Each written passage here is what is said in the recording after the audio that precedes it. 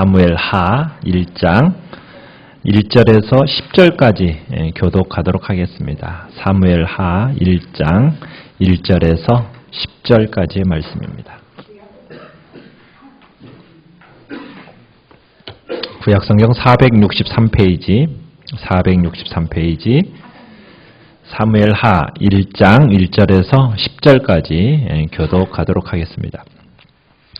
사울이 죽은 후에 다윗이 아말렉 사람을 쳐 죽이고 돌아와 다윗이 시글락에서 이틀을 머물더니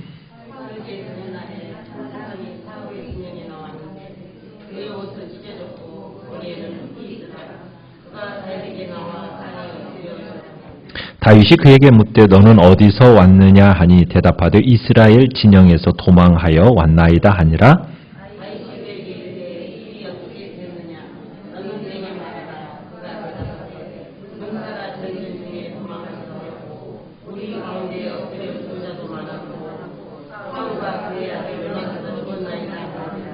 다윗이 자기에게 알리는 이 청년에게 묻되 사울과 그의 아들 요나단이 죽은 줄을 내가 어떻게 아느냐?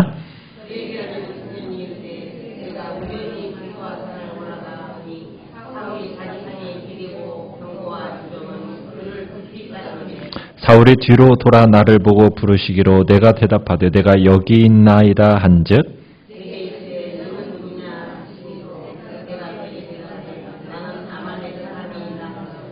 또 내게 이르시되 내 목숨이 아직 내게 완전히 있으므로 내가 고통 중에 있나니 청하건대 너는 내 곁에 서서 나를 죽이라 하시기로 그가 엎드러진 후에는 살 수 없는 줄을 내가 알고 그의 곁에 서서 죽이고 그의 머리에 있는 왕관과 팔에 있는 고리를 벗겨서 내 주께로 가져왔나이다 하니라. 아멘. 오늘 말씀은 아말렉 사람의 거짓이라는 제목으로 말씀을 나누고자 합니다. 우리 성경은 지금 사무엘상, 사무엘하, 그리고 열왕기서도 상하 이렇게 나누어져 있는데 이 네 개의 성경이 근데 본래 히브리 성경에는 하나로 이렇게 편집되어 있다고 말씀을 드렸습니다. 그러니까 사무엘서가 상하 이렇게 히브리 성경에는 상하, 열왕기 상하 이렇게 구분된 게 아니라 전체가 한 통으로 이렇게 돼 있는 거죠. 그런데 이 사무엘서 상하를 나누는 우리 성경에서 중요한 기준을 지금 뭘로 잡고 있습니까? 사울의 죽음으로 잡고 있습니다. 그래서 이 사울의 죽음이라는 것이 이스라엘 민족에 있어서는 어떻게 보면 신앙의 터닝 포인트와 같은 그런 중요한 사건이라고 볼 수 있는 거죠. 그래서 우리가 1장 1절 처음 시작점을 딱 보시면은 어떻게 시작을 하고 있습니까? 사울이 죽은 후에 이렇게 시작이 되고 있습니다. 그러니까 이제 이스라엘에는 왕이 없어요. 왕이 없이 사사시대로 살았던 이스라엘 민족들이 사사 대신에 왕을 세워달라고 사무엘에게 때를 써가지고 지금 왕을 세웠는 것이 엊그제 같았는데 그렇게 해서 세워진 왕이 누구예요? 바로 사울이었어요. 근데 그 사울이 어떻게 된 겁니까? 죽었어요. 이제 사무엘하는 왕이 없는 이스라엘로 지금 시작을 하고 있습니다. 자, 그러면서 이제 다윗의 얘기가 또 나오는데 지난번에 다윗이 시글락이 약탈을 당했었어요. 누구한테 약탈을 당했습니까? 아말렉 군대한테 약탈을 당해서 아내들을 포함한 모든 사람들이 포로로 끌려갔다가 다윗과 그 군대들이 다시 그 아말렉 족속을 쳐 부수고 다시 시글락으로 돌아왔어요. 그렇게 쉬고 있었던 지금 시간입니다. 다윗이 지금 시글락에 거하면서 이스라엘과 블레셋 전쟁의 소식을 기다리고 있었어요. 블레셋 군대에 대해서 지금 다윗은 어떻게 보면 누구보다도 잘 알고 있었죠. 자, 그런데 어떻게 보면은 다윗은 직감하고 있었던 것 같아요. 이 전쟁이 어떻게 보면 사울 왕의 마지막일 것이다 라는 어떤 직감이 아마 다윗에게도 있었던 것 같아요. 자, 그러면은 1절에 보면은 지금 다윗은 어디에 있습니까? 시글락이라는 곳에 있어요. 이 시글락은 어디냐면 이스라엘 팔레스타인 지역에서 가장 남쪽에 있는 지역입니다.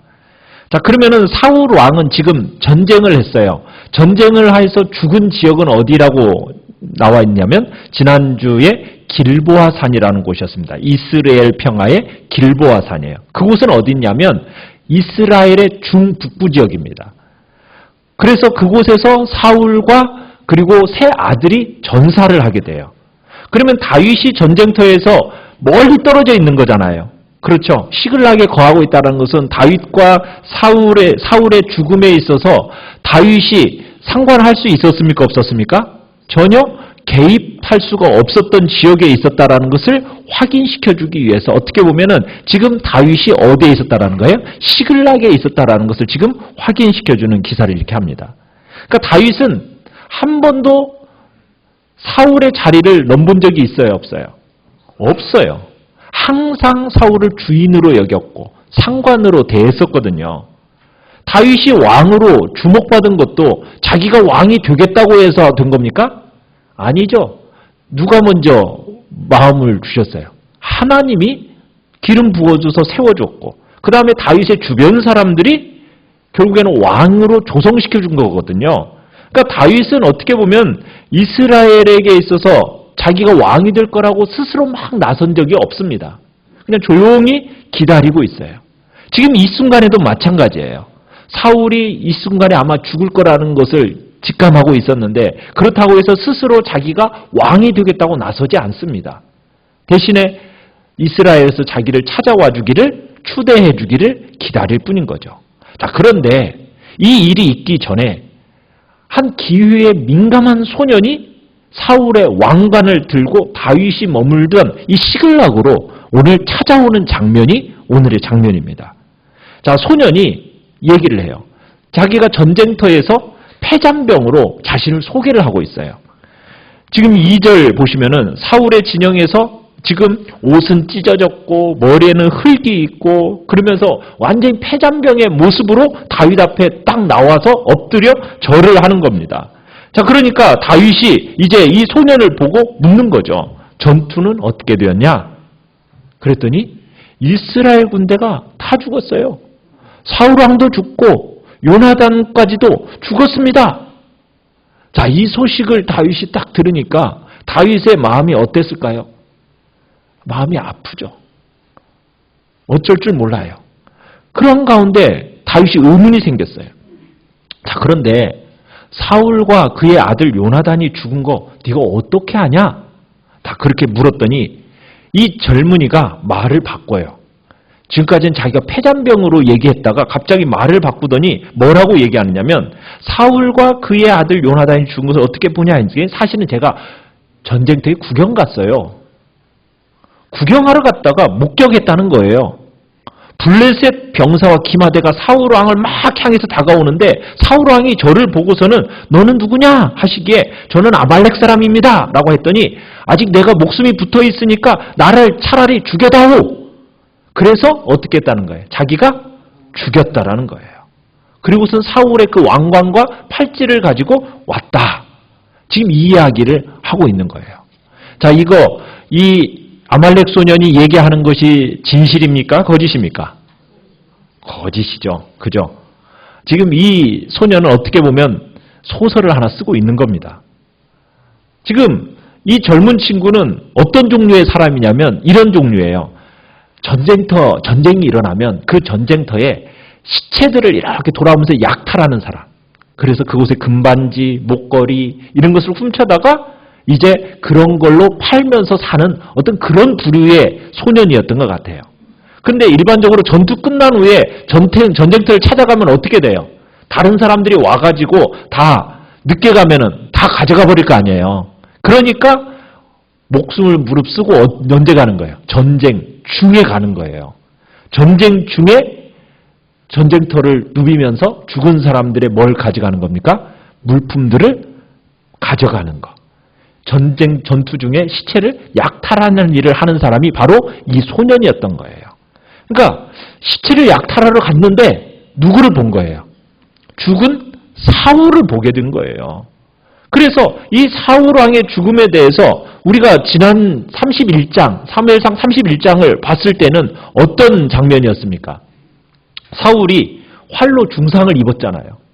그러니까 자기 옆에 무기를 든 자에게 뭐라고 얘기합니까? 네가 칼을 빼서 나를 찔러라. 할례 받은 자들이 와서 나를 찌르고 모욕할까 두렵다 하면서 무기 든 자한테 자기를 찌르라고 하니까 이 무기 든 자가 어떻게 해요? 거절하죠. 두려워서 차마 죽이지 못해요. 그러니까 사울이 어떻게 합니까? 자기 칼을 뽑아서 자기가 그 앞에 엎드려져서 자살을 했거든요. 자결했거든요. 그 옆에 또 무기 든 소년도 자결을 했어요.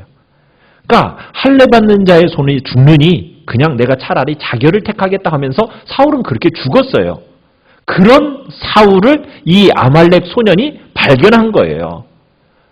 그 발견하고 나서 이 왕관도 받지. 그 다음에 팔찌도 보니까 엄청나게 수지 맞았다고 생각을 했어요.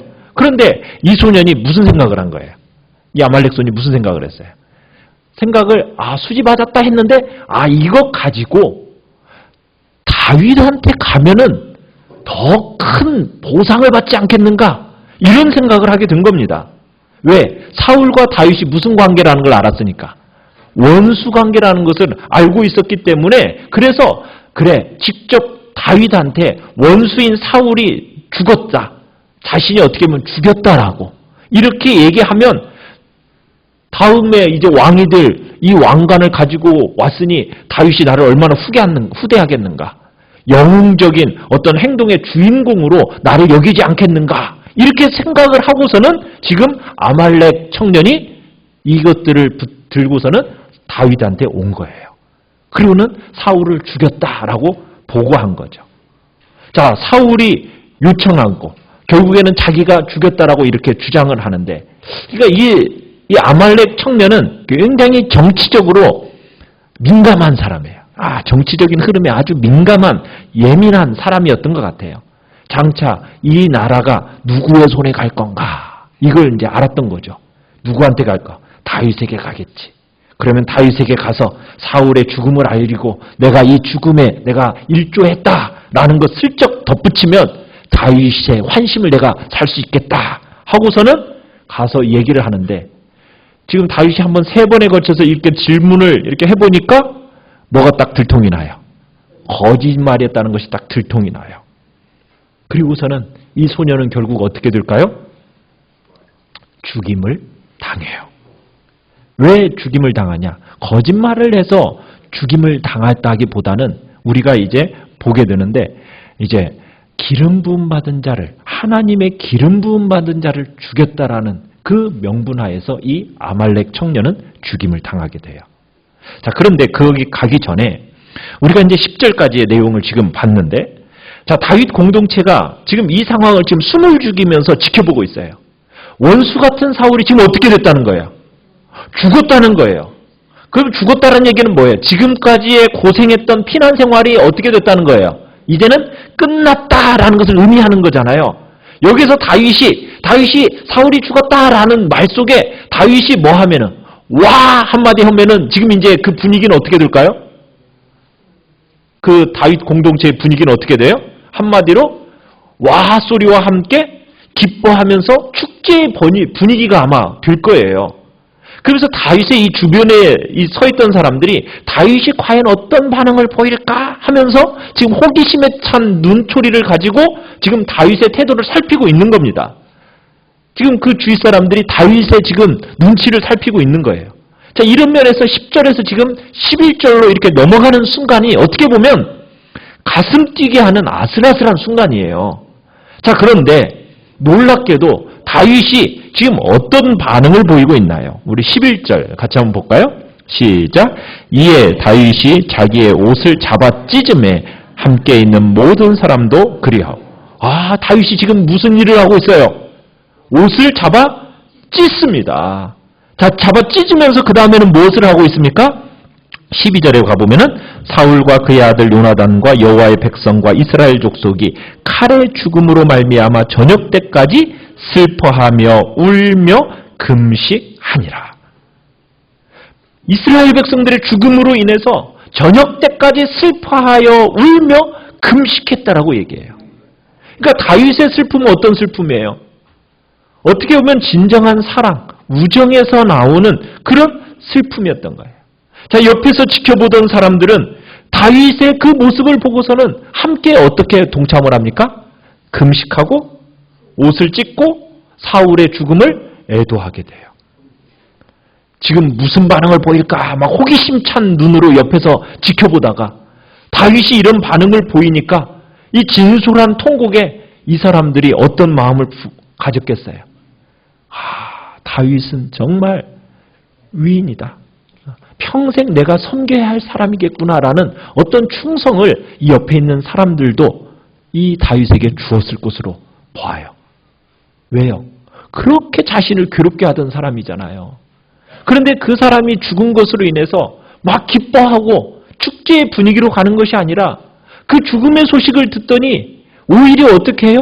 울부짖으면서 나아가는 이 다윗의 모습을 딱 바라보면서 야, 다윗은 바로 성인의 자태를 가진 자이구나라는 것을 이 주변 사람들은 알고 아마 더 충성됨의 마음을 가졌을 걸로 봐요.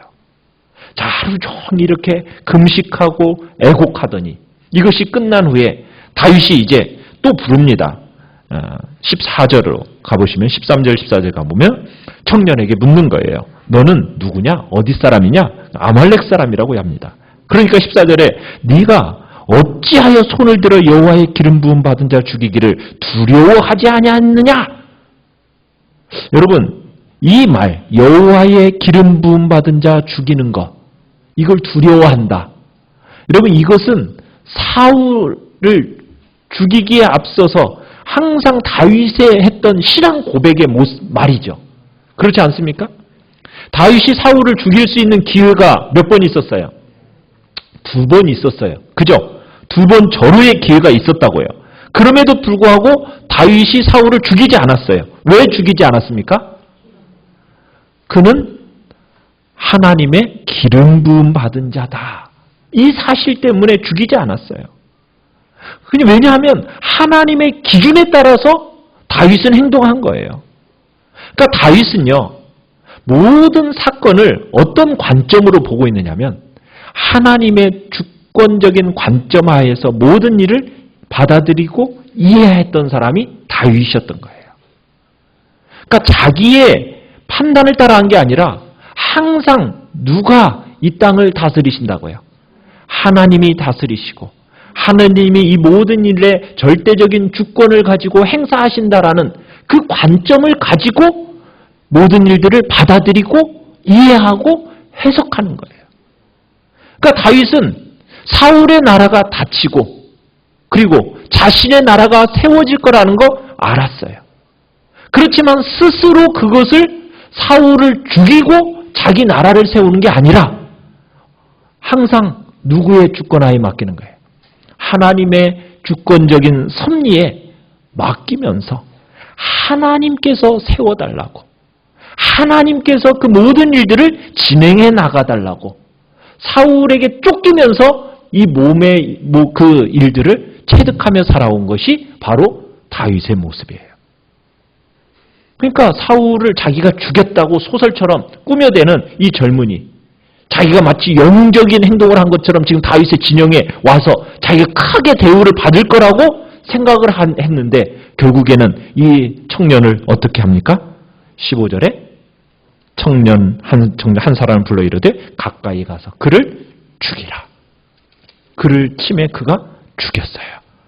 그러면서 16절 우리 같이 한번 읽어보죠. 16절 시작. 다윗이 그에게 이르기를 내 피가 내 머리로 돌아갈지어다. 내 입이 내게 대하여 증언하기를 내가 여호와의 기름 부음 받은 자를 죽였노라 함이니라 하였더라. 결국에는 죽은 이유가 뭐예요? 거짓말을 했다기보다는 자기 입으로 어떤 사람을 죽였다고요? 내가 여호와의 기름 부음 받은 자를 죽였다라고 스스로 입으로 얘기했기 때문에, 자신이 증언했기 때문에 그 이유로 죽인다는 거예요. 지금 그러면서 이 아말렉 청년을 죽입니다. 우리가 살아가면서 이런저런 일들을 만나게 되잖아요. 여러분, 그 일을 만날 때마다 어떤 관점으로, 어떤 논리로 여러분들은 그 일들을 바라보고 계세요? 그저 경제적인, 정치적인 관점과 논리를 가지고 여러분들이 그 일들을 바라보면서 여러분들은 그것들을 해석하고 그것들을 여러분들이 결정하며 혹시 나아가진 않습니까? 우리는 그렇게 가서는 안 돼요. 정치적이고 경제적인 논리와 관점으로 우리는 해석하고 그렇게 결정하면 안 돼요. 우리는 어떤 관점으로 살아가는 사람이 돼야 돼요?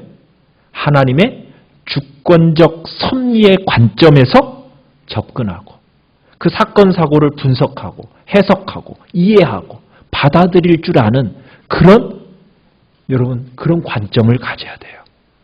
이 땅에 일어나는 모든 일들에서 하나님의 그 주권적인 섭리 관점, 여러분 이것을 볼 줄 알고 그 눈을 가져야 돼요. 그 눈을 뜰 때에만 여러분들이 원수, 친구 이것을 구분하는 것이 사라집니다. 다윗이요, 요나단과 사울을 이제 애도를 해요. 우리가 이제 17절부터 27절까지 쭉 보잖아요. 그러면은 다윗이 요나단과 사울을 애도하는 슬픔의 노래를 짓습니다. 근데 우리는 주로 어떻게 하는 습성이 있냐면 편가르기 하는 습성이 있어요. 편가르기. 이 사람 내 원수고 이 사람은 내 친구고 이런 식으로 편가르기를 합니다. 네 편, 내 편. 이 라인, 저 라인. 뭐 이런 식으로 편가르기 하는, 우리가 쉽게 그렇게 나누어 버리는 경향이 있거든요. 그런데 그런 나누는 이 습관, 이 편가르기를 없애려면은 우리가 어떻게 해야 되는지 아세요? 무슨 관점을 가져야 된다고요? 하나님의 주권적 섭리 관점을 가져야 돼요. 그것으로 해석할 때 원수와 친구가 사라져요. 그거에 무의미해지는 거예요. 다윗의 눈에 있어서요, 사울의 죽음과 요나단의 죽음 어떻게 보일 수 있습니까? 사울은 어떤 사람이에요? 사울은 자기를 죽이려고 했던 원수잖아요. 다윗은 누구입니까? 요나단은 자기를 정말 사랑해주고 아꼈던 절친이잖아요. 친구잖아요. 자, 그러면은 우리가 이 두 사람을 애가를 부를 때 어떻게 부를 것 같아요? 서로 구분해서 부를 것 같잖아요. 그런데 이 슬픔의 노래에서 두 이름이 어떻게 등장하는지 우리 한번 볼까요? 23절을 한번 봅시다. 23절 시작. 사울과 요나단이 생전에 사랑스럽고 아름다운 자이러니 죽을 때에도 서로 떠나지 아니하였도다. 그들은 독수리보다 빠르고 사자보다 강하였도다. 여러분, 사울과 요나단의 이 두 이름이 다윗의 이 슬픔의 노래에서 어떤 위치를 차지하고 있습니까? 똑같은 위치를 차지하고 있어요. 동등한 위치를 차지하고 있어요. 두 사람의 이 죽음을 똑같이 애도하고 있어요. 두 사람이 똑같이 고귀하게 높이고 있는 것을 보게 돼요. 사울은 누군데요? 어떻게 보면 다윗의 정적이잖아요. 원수잖아요. 자기 장인이기 전에 정말 자기를 혹독하게 자기의 목숨을 노렸던 원수잖아요. 그에 비해서 요나단은 뭐라고 얘기합니까? 26절에 가보면은 요나단의 평가는 또 이런 표현을 쓰고 있어요. 내 형 요나단이여 내가 그대를 애통함은 그대는 내게 심히 아름다움이라 그대가 나를 사랑함이 기하여 여인의 사랑보다 더하였도다. 그러니까 정말 여인의 사랑보다 더 큰 사랑으로 자기를 사랑했던 친구요 동역자가 요나단이잖아요. 자, 그런데 이 두 사람이 다윗의 애가 속에서는 어떻게 나타나고 있어요? 하나로 나타나고 있어요. 하나님의 주권적인 섭리의 눈을 가지면요, 친구요 원수요 사랑하는 이도 무의미해지고 하나로 보여진다는 거예요. 다윗은 어떻게 보면은 세상을 살아감에 있어서 굉장히 사울의 증오가 지배하는 삶을 살아왔어요. 그래서 사울의 증오 때문에 위험도 당하고 역병과 외로움도 상실도 많이 당해왔잖아요. 그런데요, 다윗은 사울의 증오, 이 증오가 중요하다고 생각하지 않았어요.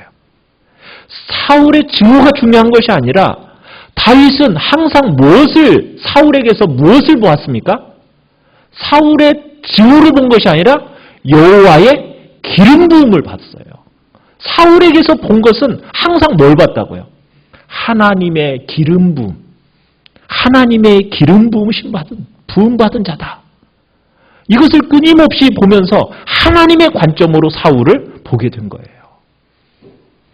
하나님이 그래서 사울에게 하신 일이 다윗에게 자기에게 하는 어떤 일보다도 더 중요하다. 이렇게 생각했던 것이 다윗이에요. 그래서 다윗은 하나님의 주권에 따라서 좌우되고 움직이기로 선택했던 겁니다.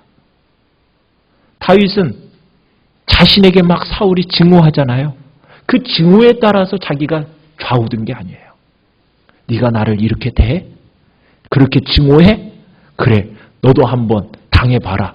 이것으로 그 사울의 증오에 입각해가지고 자신의 인생 행로를 결정한 게 아니라고요. 만약 그렇게 나갔다면 어떻게 됐을까요? 다윗의 인생이. 아마 다윗의 인생도 파멸로 갔을 거예요. 아마 다윗의 인생도 사울의 증오에 따라서 자기도 인생의 결정을 그렇게 해 나갔다면 아마 저주의 구렁텅이에 아마 다윗도 빠졌을지 몰라요. 복수심에 그 마음이 옹색해졌겠죠. 그런데요, 다윗은 살아가면서 사울의 증오로 살지 않았어요. 쫓기는 동안에 그 사울의 증오로 살기지 않았다고요. 도리어 그 증오 속에서 그 증오를 어떻게 해요? 기도를 통해서 하나님 앞에 맡기는 거예요. 자신의 고통과 분노를 어떻게 하는 거예요? 하나님께 맡기는 거예요. 그러니까 다윗의 마음이 어떻게 됐어요? 옹색하게 되지 않은 거예요.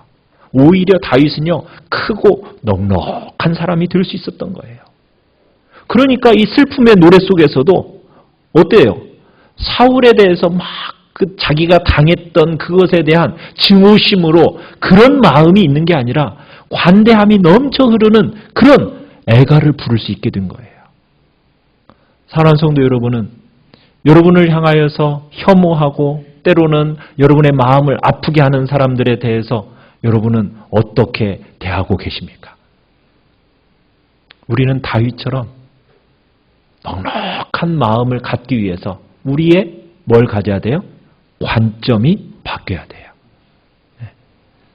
하나님의 절대적인 그 주권하에서 섭리적인 관점으로 사람들을 바라볼 줄 알고 나를 대하는 저 사람들이 교회 안에 있을 때 저 사람도 하나님의 기름 부음 받은 자라는 사실을 인정한다면 그들에 대해서 넉넉한 마음으로 바라보면서 우리의 삶이 주님 앞에서 여유가 생겨지는 거예요. 자, 다윗이 이 두 용사의 죽음을 애가를 지어서 지금 부르고 있어요. 슬픔의 노래를 지어서 부르고 있습니다. 저기 17절에 보면 이렇게 표현하겠어요. 다윗이 이 슬픈 노래로 이렇게 슬픈 노래를 지어요. 자, 이 슬픔의 노래가 이제 남겨지는데 여러분 이 슬픔의 노래가 중요한 이유가 있어요. 왜냐하면 여러분 슬픔의 노래라는 것은 밑바닥일 때 또 절망, 패배, 어떤 한계를 느낄 때 우리가 부르는 노래가 슬픔의 노래지 않습니까? 그러니까 인간이 어떻게 보면 모든 슬픔이 이 시어 속에 다 담겨져 있는 거예요. 자, 그런데 하나님은 어떻게 하시느냐면 우리의 이 슬픔과 비탄이라는 것을 어떻게 회복시키는지 아세요? 우리의 탄식을 통해서 회복을 시킨다는 거예요. 무슨 얘기냐면 여러분 슬픔과 비탄이라는 거, 여러분의 마음에 이 슬픔이 있잖아요. 이 슬픔을 슬픔으로 표현하지 못하잖아요. 그러면은 우리의 마음에 어떻게 되는지 아세요? 인간성을 잃어버려요. 성경을 우리가 읽어보면 성경 속에 여러분 인간의 분노가 들어있을까요? 안 들어있을까요? 분노도 들어있고 절망도 들어있고 슬픔도 들어있어요. 어디에 들어있는지 아세요? 시편을 읽어보세요. 시편을 읽어보면 그 마음에 인간의 슬픔, 절망, 분노 그 모든 것들을 있는 그대로 노래하는 것을 보게 돼요. 그런데요, 이것이 하나님께로 가는 회복의 열쇠라는 거예요. 하나님께서는 이것을 자유롭게 허용하셨어요. 여러분의 마음속에 슬픔의 감정이 나타나면 슬퍼해야 됩니까? 슬퍼하지 않고 그때도 막 기뻐해야 됩니까? 슬플 때는 슬퍼해야죠. 근데 우리는 어떻게 생각해요? 슬퍼하면 뭐가 없다고 생각해요? 믿음이 없다고. 왜 믿음이 없어가지고 왜 슬퍼하는데? 우리는 그렇게 얘기한다니까요? 여러분 그게 맞는 말인가요? 아니에요. 인간의 마음속에 비통함과 슬픔과 탄식을 주셨다면 여러분 슬픔과 탄식을 있는 그대로 표현하는 거예요. 이걸 만나지 못하면요 우리가 하나님께 귀를 기울이지 못해요. 이 지금 두 용사의 죽음 앞에 지금 다윗의 마음이 지금 어때요? 비통하잖아요. 슬프잖아요. 그러니까 이 슬픔을 어떻게 하고 있습니까? 노래로 지어가지고 함께 슬퍼하는 거예요. 그리고는 18절을 보십시오. 자, 18절을 가보면은 뭐라고 해요? 그것을 유다 족속에게 뭐 하라고요? 가르쳐라! 이렇게 명령하고 있어요. 그러니까 슬픔을 가르치라는 거예요. 슬픔이 삶의 일부가 되게 하라는 거예요. 어떻게 보면은 지금 다윗이 이 미움 때문에 고통을 당했잖아요. 그 고통이 있어요. 또 그뿐만 아니라 요나단을 사랑했잖아요. 그 사랑 때문에 그 사랑을 잃어버리는 어떤 고통이 있잖아요, 지금. 그죠? 사랑하는 자를 잃어버리는 것이 얼마나 그 마음에 고통이 찾아와요. 그럴 때 그 고통을 진지하게 다루어야 된다는 거예요. 그것을 서로 가르치라는 거예요. 그래야 우리의 삶이 고통들로 인해서 빈곤해지지 않는다는 겁니다. 우리의 삶이 더 깊어지도록 만들려면은 그 고통을 어떻게 해야 돼요? 진지하게 다루어내야 됩니다. 우리의 현실 속에서 그것을 대면해야 돼요. 그 안에서 하나님을 발견해야 되는 거예요. 그 고통 속에서 아름다움을 발견할 줄 알아야 되는 거예요. 왜냐하면 고통이라는 것이 최악이 아니거든요. 여러분, 미움받는 것이 최악일까요? 최악 아닙니다. 사랑하는 사람과 이별하는 것이 최악일까요? 아니라는 거예요. 그럼 죽음이 최악입니까? 죽음도 최악이 아니에요. 그럼 최악이 뭔지 아세요?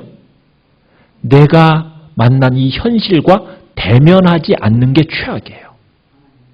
나한테 오는 이 현실이 있잖아요. 슬픔의 현실, 고통의 현실, 괴로움의 현실이 있어요. 그러면 그 현실을 어떻게 해야 돼요? 내가 직접 대면해야 되는 거예요. 그런데 그걸 대면하지 않고 겉도는 거예요. 그 현실을 하나님의 주권이라는 맥락 속에서 우리가 다루어낼 줄 알아야 되는데 그 현실을 어떻게 하려고 그래요? 그렇죠. 회피하려고 해요. 부인하려고 그래요. 고통이라는 것을 가능한 한 어떻게 하면 내가 빨리 잊어버릴까? 이 생각만 하는 거예요. 그러면서 우리가 어떻게 해요? 고통이라는 것을 대수롭지 않게 여겨야 된다라고 권면하는 거예요. 여러분 이거 바람직한 태도가 아닙니다. 여러분 고통이라는 것을 잊는다. 우리의 삶의 상실이라는 것을 대수롭지 않게 여긴다. 이건 비성경적입니다. 성경은요. 고통은 고통 있는 그대로 슬픔과 괴로움과 탄식이 있는 것은 그대로 다 직면하라는 거예요. 회피하지 말라는 거예요. 부인하지 말라는 거예요. 그런데 우리 문화는요 그렇지가 않아요. 고통과 괴로움과 상실이 오면은 우리는 자꾸 우리의 문화는 어떻게 하라고 그럽니까? 자꾸 회피하라고 그래요. 부인하라고 그래요. 그리고서는 다른 데로 가서 뭐 하라고 그래요? 즐거워하라는 거예요. 여러분, 이 부인하고 회피하는 이 두 가지 방식이 결합해가지고요, 우리 영적인 건강을 완전히 파괴시켜버렸어요. 그래서 이 시대가 어떻게 된 줄 아십니까?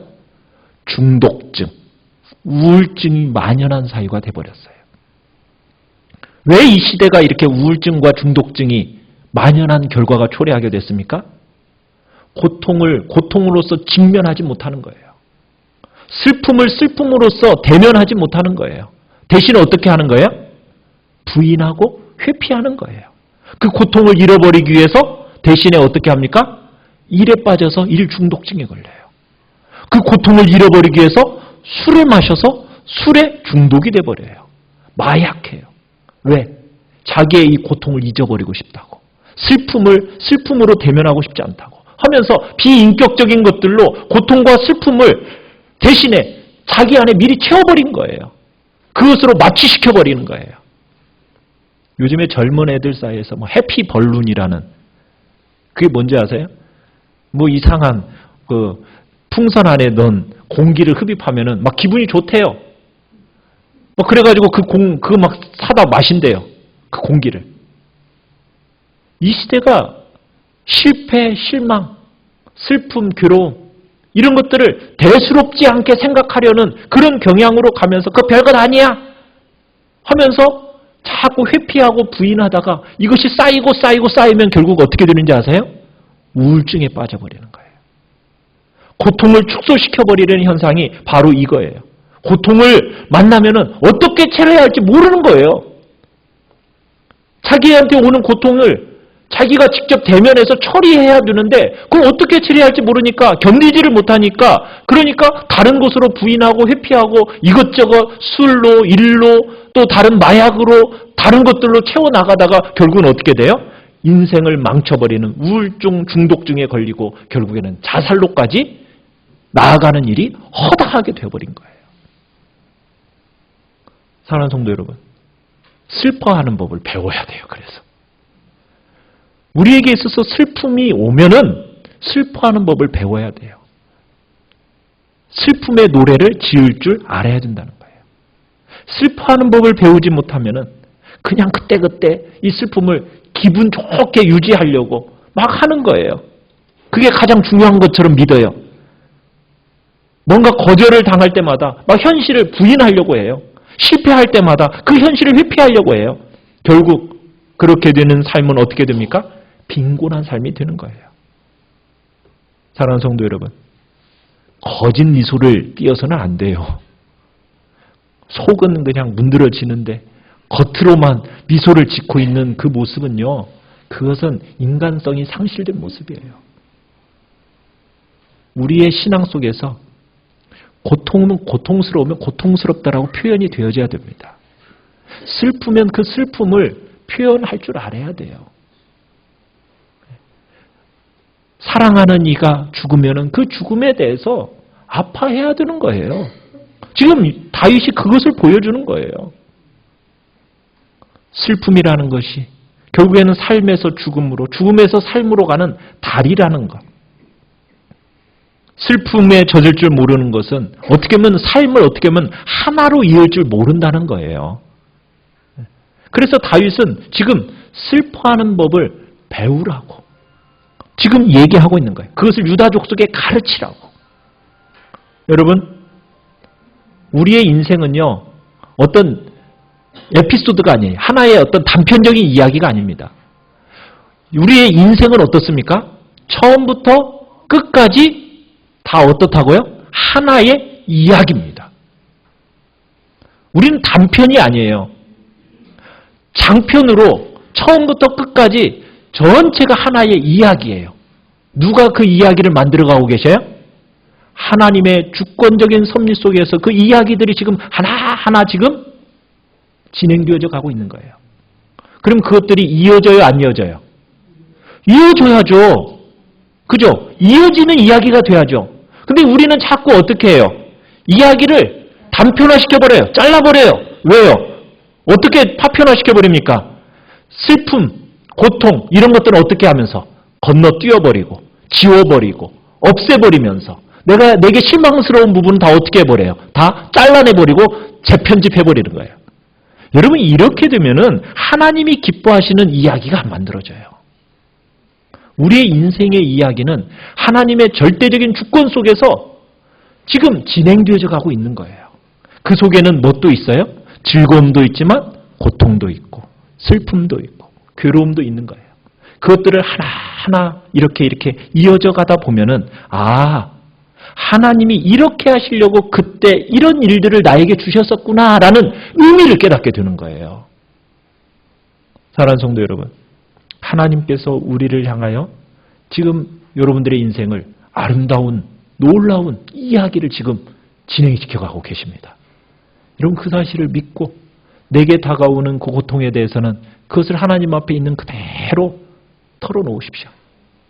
슬픔과 괴로움은 있는 그대로 다 하나님의 주권적인 시각하에서 풀어가십시오.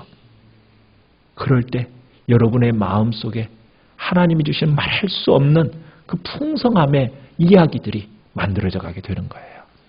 주님 앞에서 주권적인 섭리를 바라볼 수 있는 그런 눈을 달라고 주님 앞에 기도하며 나가시고요. 그리고 내 인생 속에서 하나님이 나를 어떻게 만드시려고요? 정금과 같이 정말 고귀한 존재로 만드시기 위한 복된 지금 길들이 만들어져 가고 있다. 하나님의 그 주권을 인정하시면서 그 주권적인 섭리의 눈을 가지고 여러분의 삶과 또 우리의 세상 속에 일어나는 모든 일들을 바라보는 그런 넉넉한 눈